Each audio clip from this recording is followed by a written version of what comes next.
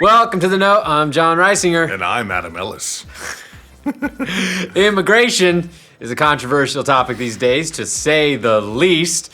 And the recent order by the U.S. President Donald Trump to ban the immigration from 7 countries is already affecting the gaming industry. Putting the politics of this issue aside, it's clear that the immigration ban has not gone over well with some game developers. Employees of some studios have already been affected, and some developers have canceled plans to go to a major conference in the U.S. because of it. And some foreign-born developers currently living in the U.S. have canceled their travel plans because they don't know if they'll be allowed to re-enter the country. So yes, suffice it to say, there's already been a lot of fallout. That's a good game reference. A bunch of studios, including Blizzard, Insomnia, Harmonix, EA, Zynga, and Microsoft, along with game industry advocacy groups, have come out strongly against the ban, according to Games Industry Biz. The ban has hit video gaming particularly hard as an industry because it's so international. Games are made and played pretty much everywhere, so any attempt to restrict immigration to the US is invariably going to have ripple effects. Okay, let's start from the beginning of this controversy. Last week, President Trump signed an executive order that bans citizens of 7 Muslim-majority countries from entering the United States for the next 90 days and suspends the admission of all refugees for 120 days. Those countries are Iran, Iraq, Syria, Yemen, Somalia, Libya, and Sudan. The move, according to Trump, was prompted over fears of terrorism. Daddy Trump's order immediately sparked protests across the U.S. You might remember seeing them pop up at airports, as some people were immediately detained and not allowed into the country. That outcry carried over to the gaming industry too. One of the most vocal opponents to the ban was Blizzard, whose CEO Mike Morhaime sent an email to thousands of employees denouncing it.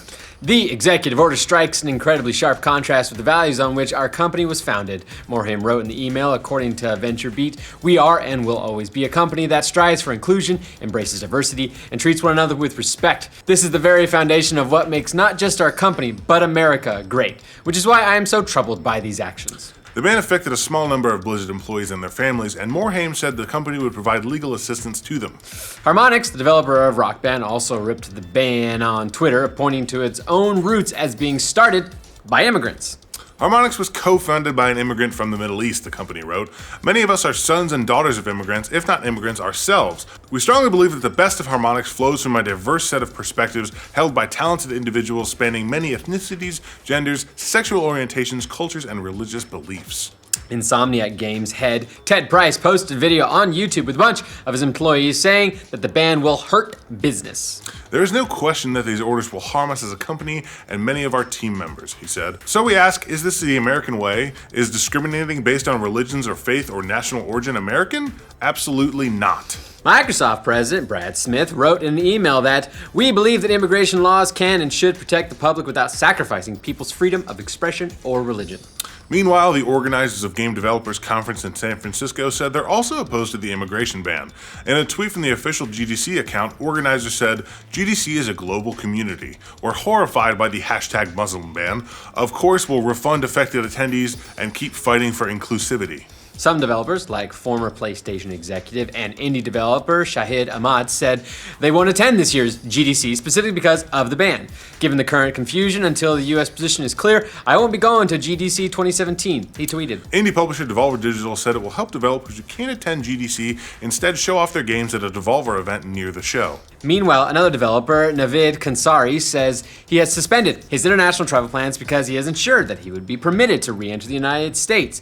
Kansari, who made 1979 Revolution Black Friday, has lived as a legal permanent resident for 17 years, according to Polygon. The executive director of the International Game Developers Association, which has its annual event at the GDC, said the ban will certainly affect the US's ability to hire talent and remain globally competitive, according to Polygon. The Entertainment Software Association, which represents game developers, said in a statement that foreign workers are vital to the U.S. game industry. As a leading force in technology and exporter of entertainment, the U.S. video game industry thrives on the contributions of innovators and storytellers from around the world, the ESA said. In response to the immigration ban, some studios have even started raising money for the American Civil Liberties Union. Cardboard Computer reduced the price of its game, Kentucky Route Zero, by 50%, with all proceeds going to the ACLU, according to thegamesindustry.biz. The Dutch studio of Lambier, which made Ridiculous Fishing and Nuclear Throne, raised more than $10,000 for the ACLU by donating all revenue from its games and merchandise over a 24-hour period. Playdots, meanwhile, inserted a message into some of its smartphone games that included an ACLU donation link. So yeah, there's no denying that this ban has sparked a lot of outcry from developers. What do you think of this controversy? Does the ban hurt the gaming industry in the US? Let us know in the comments below, but please, for the love of God, keep it civil. Please, ever so please. And for all your video game news, including how the changing US immigration policy affects the gaming industry, be sure to like this video and subscribe to the Know. Playdots, meanwhile, inserted a message into some of its smartphone games that included an ACLU donation link. I'm going to read that again because I said it weird. Playdots, meanwhile, inserted a message into some of its smartphone games that included an ACLU, fucking goddamn, I'm sorry. I'm going to fix my nose ring in the middle of the read. Playdots, meanwhile, issued